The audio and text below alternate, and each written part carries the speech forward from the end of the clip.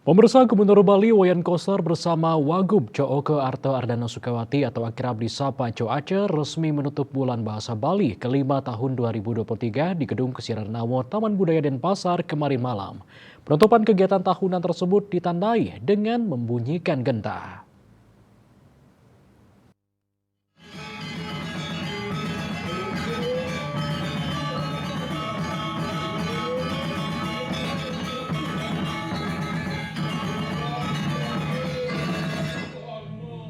Mengambil posisi penyadapan jadi kecinayaan atau penyuara genta oleh Gubernur Bali.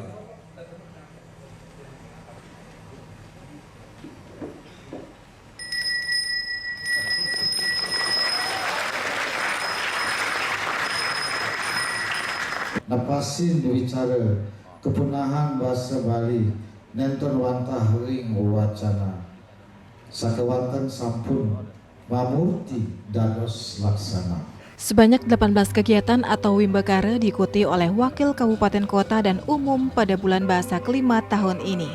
Seperti seminar atau widatula, musikalisasi puisi, kriya loka, sesolahan, pameran fotografi atau reka aksara, foto dan lontar yang berkaitan dengan segara kerti, serta konservasi lontar sebanyak 1.400 cakap lontar.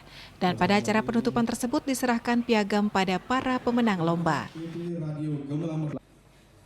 Acara lagi kelanturan